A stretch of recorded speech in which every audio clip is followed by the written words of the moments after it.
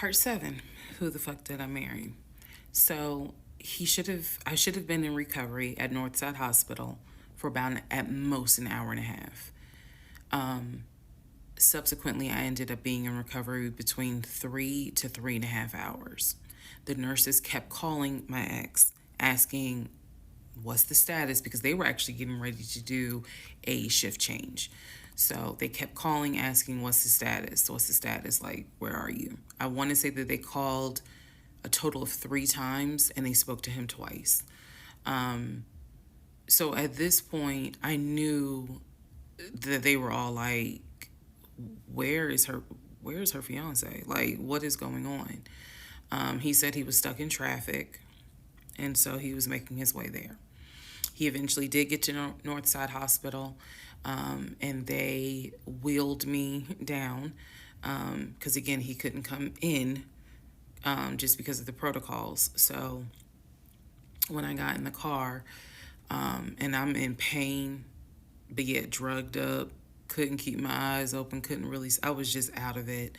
But I remember him calling my aunt and my mother and letting them know I picked her up, we're on the way home, let me get her settled, and then I'll give you guys an update. I remember that. What I did not know was that he had texted my aunt and my mom and asked them to not bother me for like a week. Like, just please don't reach out to her. Let her just rest. I am from New Jersey. I am from an African American family. You don't tell my black mama or my black aunt that, please don't bother her for a week.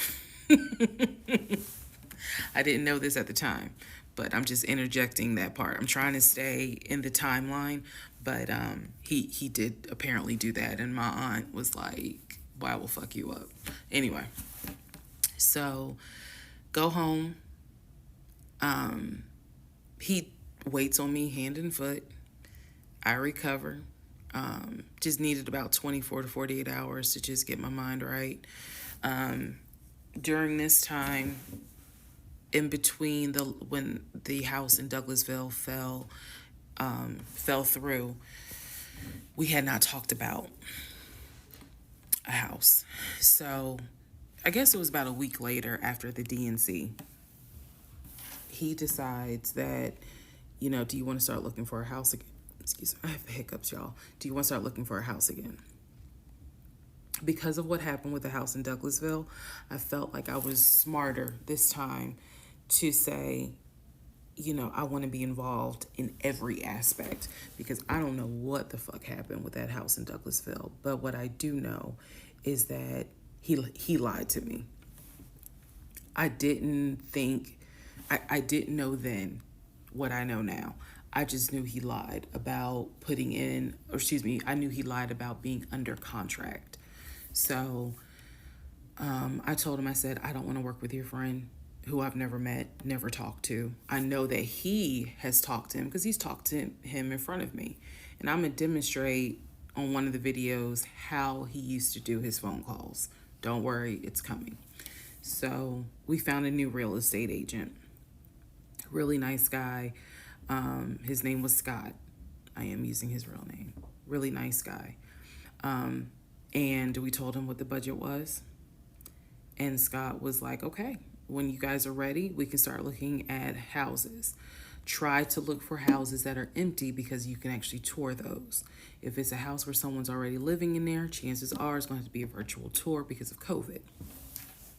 So I found a house that I absolutely, in total, we must have looked at about 15 houses.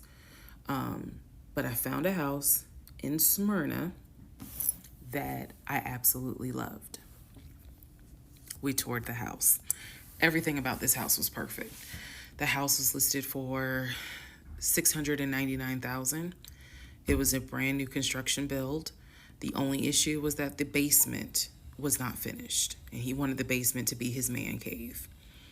Again, I went with him to tour this house. So this was already feeling very different than the situation in Douglasville. because we did not actually tour the Douglasville house. We only did a FaceTime virtual tour. This house in Smyrna, we toured. We toured this house more than once.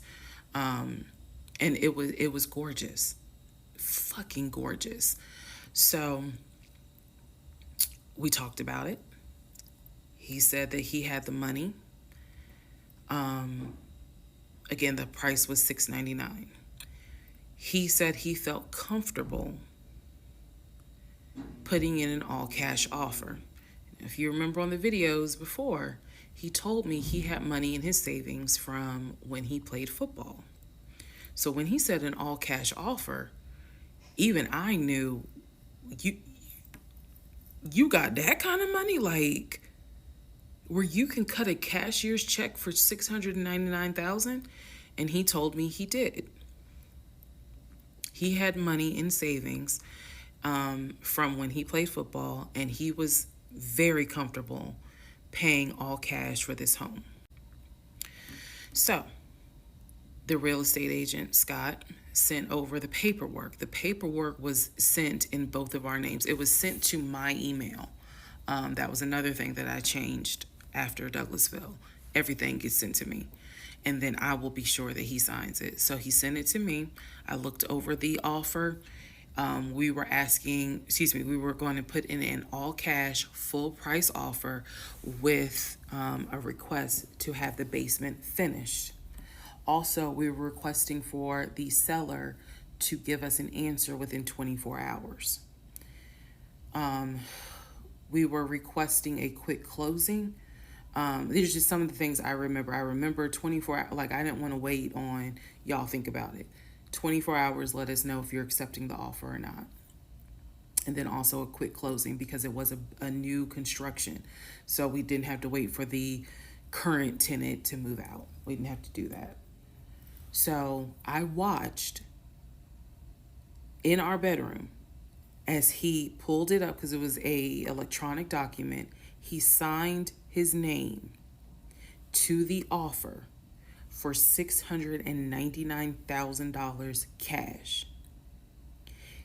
He requested again, the seller let us know in 24 hours if they were accepting the offer. So we submitted the offer at around 6 p.m. We were requesting that by 6 p.m. the next day, they let us know if the offer was accepted or not. I watched him sign the offer. I sent the offer back to Scott from my email.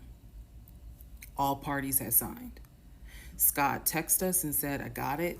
I'm submitting it. I will let you know what they say. Let's go into part 7. Sorry. Let's go into part 8. Good grief, this is getting long.